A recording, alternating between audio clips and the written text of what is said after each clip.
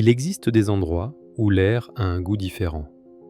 Plus lourd, plus dense, plus épais. Les couloirs d'hôpitaux après minuit. Les sites d'accidents abandonnés sur les routes de campagne. Les anciens champs de bataille où l'herbe pousse, mais où la paix véritable ne règne jamais. Les ambulanciers rapportent quelque chose qu'ils n'écrivent jamais dans leurs protocoles médicaux. Une présence inexplicable. Une attraction étrange, comme si quelqu'un essayait d'attirer leur attention alors que la pièce est complètement vide. Les enquêteurs de scènes de crime connaissent cette sensation troublante. Le sentiment d'yeux sans corps qui observe. D'une présence sans forme physique qui remplit l'espace. Au Japon, ils l'appellent Yurei. Au Mexique, Espiritus Atrapados. Au Tibet, être du bardo. Chaque culture à travers le monde a développé un nom différent pour ce phénomène.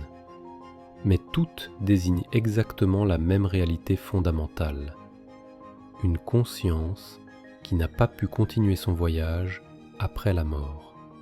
Des âmes qui sont restées coincées entre deux mondes, prisonnières d'un état intermédiaire, n'appartenant ni à la vie, ni à la mort complète.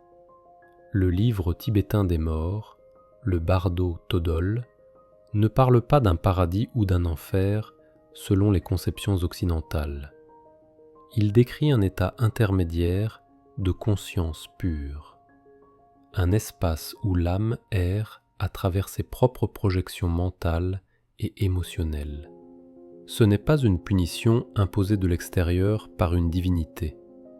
C'est simplement l'incapacité de l'âme à lâcher prise, à se libérer de ses attachements terrestres. Encore plus troublants sont les textes gnostiques que l'Église primitive a fait brûler systématiquement. Ces manuscrits anciens ne contenaient pas de simples prières ou hymnes religieux. Ils contenaient des cartes spirituelles détaillées, des instructions précises pour le voyage de l'âme après la mort physique, des avertissements sur les pièges de la transition, des descriptions de forces qui retiennent les âmes captives, des portails de conscience qui ne s'ouvrent que lorsqu'on est prêt à tout abandonner du monde matériel. Pourquoi ces textes sur le voyage post-mortem ont-ils été détruits avec tant de violence par les autorités religieuses? Quelle connaissance dangereuse voulait-on dissimuler aux masses?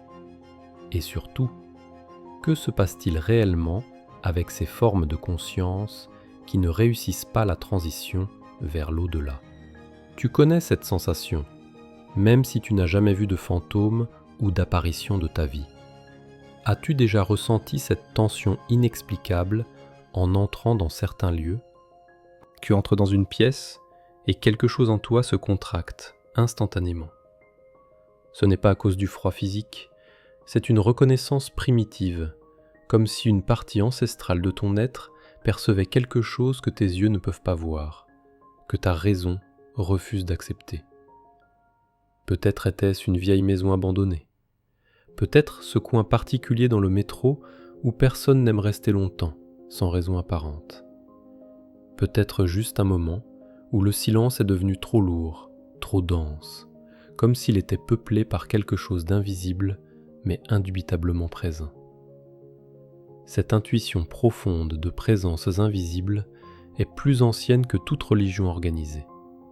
Elle repose plus profondément dans notre psyché que n'importe quel conditionnement culturel ou croyance apprise. C'est la connaissance instinctive que les adieux ne réussissent pas toujours, que certaines séparations entre vie et mort ne sont jamais complètement achevées. Pense à la peur que nous portons tous sans vraiment en parler. La peur de mourir au mauvais moment de notre existence, au milieu d'une dispute non résolue avec un être cher, avec des mots jamais prononcés qui auraient dû l'être, avec une culpabilité jamais reconnue ni expiée, avec un amour jamais exprimé clairement. Et si c'était précisément ces fins ouvertes, ces attachements non résolus qui nous enchaînent après la mort? Et si les fils émotionnels que nous n'avons pas réussi à couper pendant notre vie se transformaient en chaînes spirituelles après notre mort physique? Il existe une raison profonde pour laquelle des cultures du monde entier, séparées par des milliers de kilomètres et des millénaires, ont toutes développé des rituels élaborés pour les morts. Ces rituels n'étaient pas destinés à Dieu ou aux divinités. Ils étaient destinés à l'âme elle-même, pour qu'elle puisse continuer son voyage, pour qu'elle n'erre pas éternellement, piégée dans ce qu'elle n'a pas pu lâcher émotionnellement. Les traditions funéraires japonaises incluent des cérémonies spécifiques pour libérer l'esprit. Les rituels mexicains du Dia de los Muertos créent des ponts temporaires entre les mondes pour permettre aux âmes de visiter, puis de repartir. Les pratiques tibétaines du Phowa visent à guider la conscience vers la libération complète. Et puis il y a la peur la plus profonde de toutes, celle dont personne ne veut vraiment parler ouvertement. Que se passe-t-il si quelqu'un que nous aimons profondément est coincé dans cet état intermédiaire? Pas au paradis dans la paix éternelle, pas même dans l'oubli du néant, mais dans un état de confusion sans fin, incapable de nous atteindre pour communiquer, incapable de continuer son voyage spirituel vers la libération. Pire encore, et si leur amour intense pour nous les gardait prisonniers du bardo? L'Église primitive avait un problème monumental, qui s'est propagé à travers les premiers siècles chrétiens comme une fissure dans de vieux murs anciens. Un problème de contrôle et de pouvoir spirituel. Les enseignements originaux du christianisme, préservés par les mystiques chrétiens et les communautés gnostiques, parlaient ouvertement d'états intermédiaires de conscience après la mort, de voyages de l'âme à travers différents niveaux de réalité, d'épreuves spirituelles que la conscience devait traverser après la mort physique. Ces conceptions n'étaient pas nouvelles ou inventées, elles provenaient directement des cultes à mystères égyptiens anciens, des traditions orphiques grecques qui enseignaient la métempsychose, du zoroastrisme perse avec ses ponts de jugement et ses états intermédiaires. Les premiers chrétiens ont adopté ces enseignements ésotériques parce qu'ils résonnaient avec une vérité profonde, parce qu'ils correspondaient à l'expérience humaine réelle de la mort et du deuil, parce qu'ils expliquaient les phénomènes que les gens observaient réellement.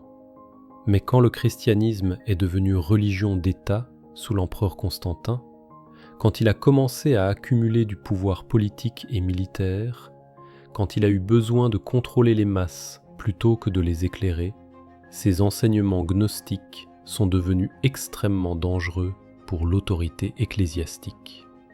Pourquoi ces connaissances sur le voyage de l'âme étaient-elles si menaçantes pour le pouvoir de l'Église? Parce qu'elles donnaient aux individus trop de responsabilités personnelles, trop d'autonomie spirituelle, trop de pouvoir sur leur propre destinée après la mort. Ces textes gnostiques disaient essentiellement « Ton âme entreprend un voyage complexe après la mort physique. Tu dois être préparé spirituellement. Tu dois lâcher certains attachements émotionnels et matériels pendant ta vie. Personne ne peut faire ce travail à ta place, ni prêtre, ni rituel, ni sacrifice. » Cette doctrine de responsabilité personnelle minait complètement le système de contrôle que l'Église construisait. Si les gens pouvaient se préparer eux-mêmes au voyage post-mortem, à quoi servaient les prêtres? À quoi servaient les indulgences? À quoi servait l'institution ecclésiastique elle-même?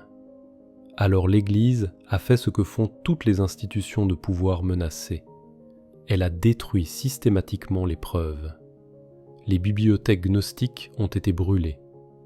Les manuscrits sur le voyage de l'âme ont été interdits et détruits.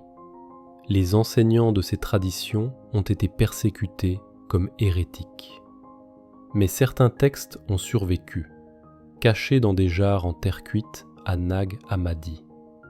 Et ils révèlent une cosmologie beaucoup plus complexe que le simple paradis ou enfer de la doctrine officielle. Que nous cachait-on exactement sur le voyage des âmes après la mort? Les textes gnostiques qui ont survécu à la destruction systématique de l'Église révèlent quelque chose de profondément troublant sur le voyage post-mortem de la conscience. Ils ne décrivent pas un simple passage vers le paradis ou la damnation éternelle. Ils décrivent un labyrinthe spirituel complexe.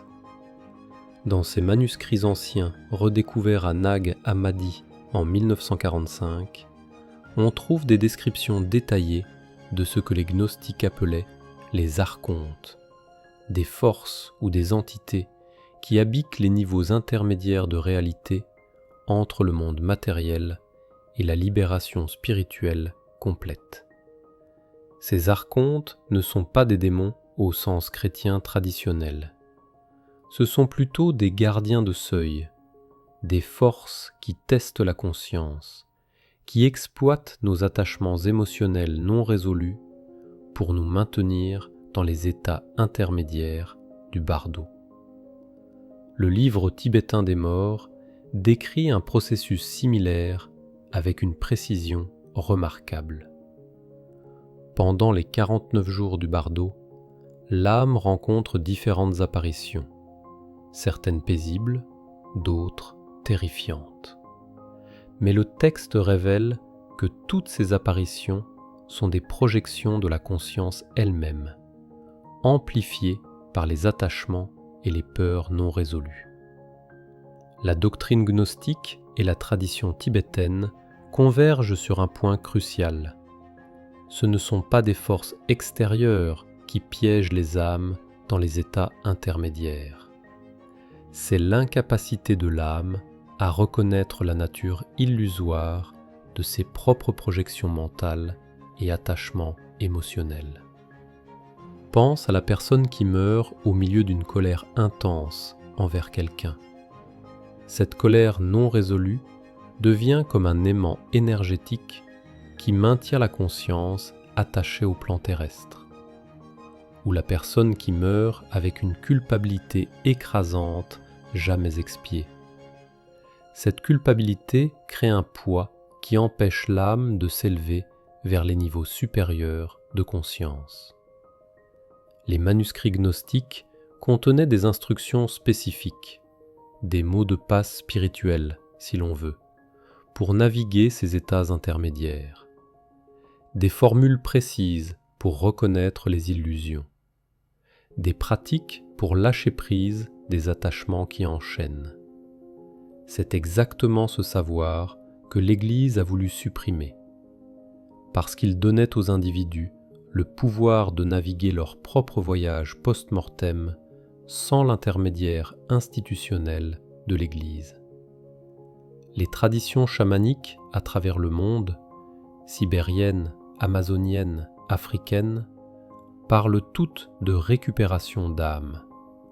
La pratique de retrouver et libérer des fragments de conscience qui sont restés piégés dans les états intermédiaires après un traumatisme ou une mort soudaine.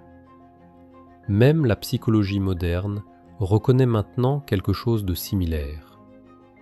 Le concept de traumatisme non résolu qui continue d'affecter la psyché bien après l'événement initial. Et si ce principe s'appliquait également après la mort physique? Alors, comment se libère-t-on de ces chaînes invisibles? La question qui émerge de toutes ces traditions spirituelles convergentes, gnostiques, tibétaines, égyptiennes, chamaniques, n'est pas « existe-t-il une vie après la mort ?»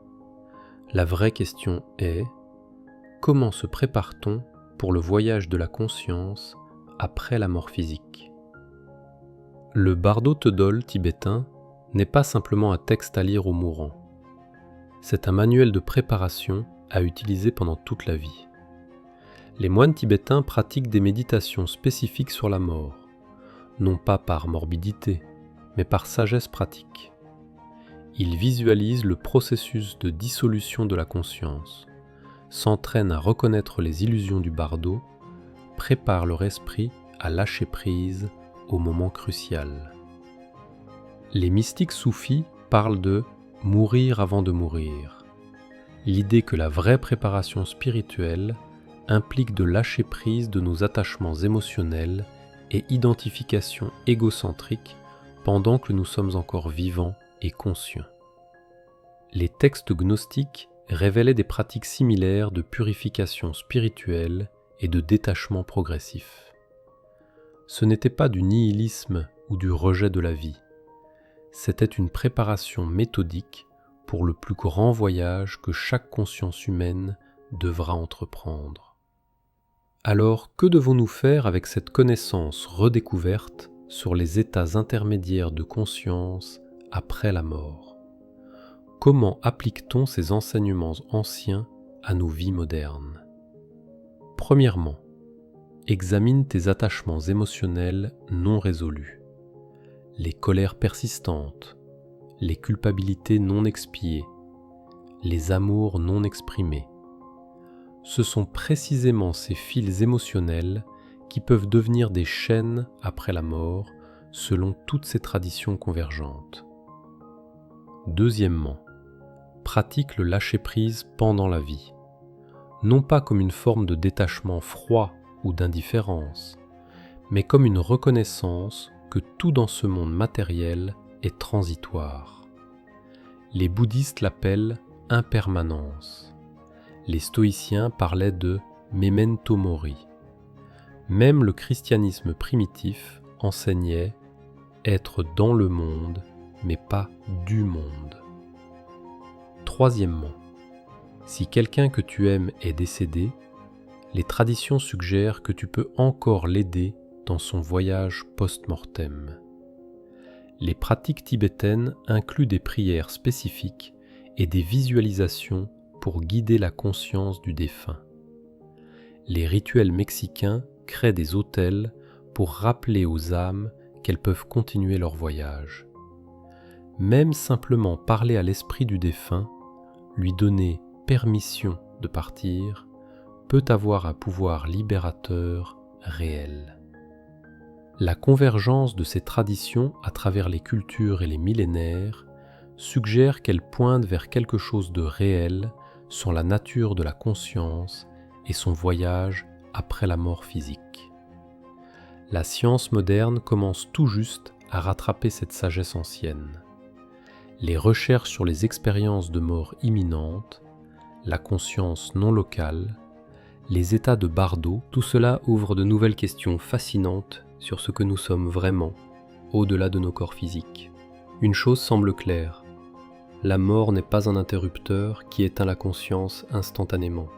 C'est une transition, un voyage, un processus qui peut être navigué avec sagesse ou vécu dans la confusion et la souffrance, selon notre préparation. Alors, comment te prépares-tu pour ton propre grand voyage ?